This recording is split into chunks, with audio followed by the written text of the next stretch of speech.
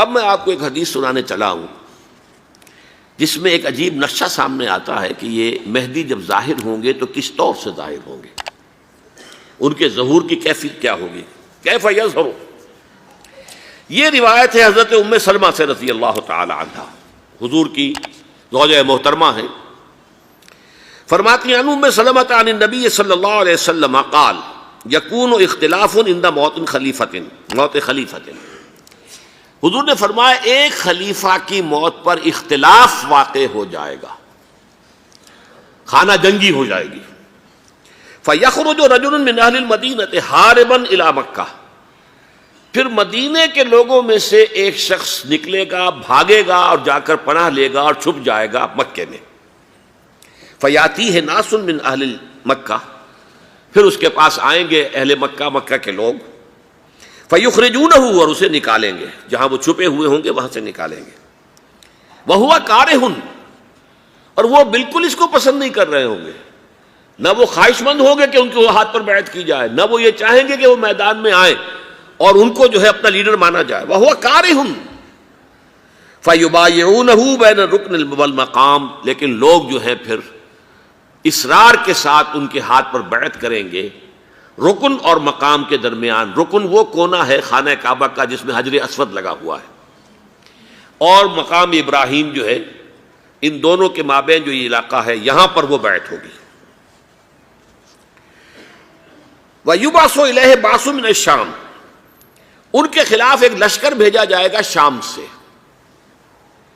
نہیں کہا جا سکتا کہ باسی حکومت اس وقت کی جو ہے اس کی طرف سے کوئی مسئلہ اس طرح کا اٹھ کھڑا ہو، اس لیے کہ ابھی تو بہرحال باسی حکومت وہاں ہے۔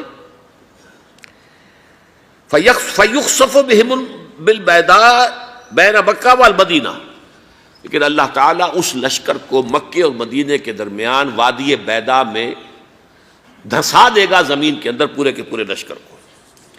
فَإِذَا رَأَى النَّاسُ ذَلِكَ، جب لوگ یہ دیکھیں گے کہ اتنی بڑی نشانی ظاہر ہو گئی، أَتَاهُ أَبْدَالُ الشَّامِ وَعَصَائِبٌ من العراق فَيُبَايِعُونَهُ، اب شام سے سارے کے سارے جو اولیاء اللہ ہیں وہ بھی آئیں گے، اور عراق سے جوق در جوق لوگ آئیں گے اور ان سے بیعت کریں گے۔ وَيَعْمَلُ فِي النَّاسِ بِسُنَّةِ نَبِيِّهِمْ، پھر وہ عمل کریں گے لوگوں کے مابین، حکومت کریں گے اپنے نبی کی سنت کے مطابق۔ وَيُلْقِي الْإِسْلَامُ بِجَرَانِهِ، اور اسلام اپنی گردن زمین پر ٹکا دے گا۔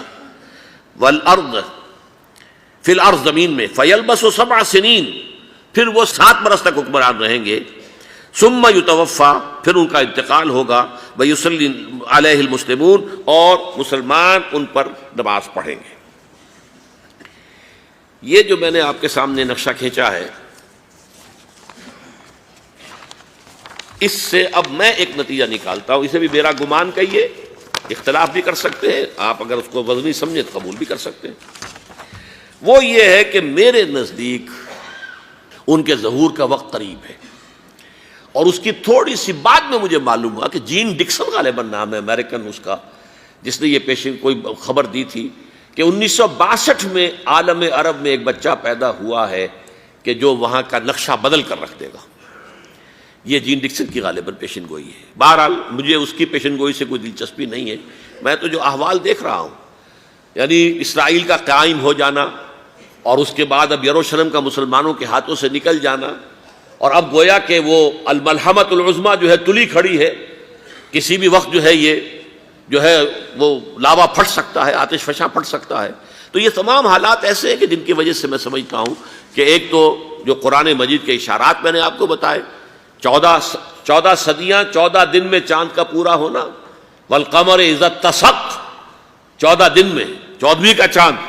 اسی طرح اب یہ 14 صدیوں کے بعد یہ صدی جو 15ویں صدی ہے، یہ در حقیقت ظہور امام مہدی کی صدی ہے۔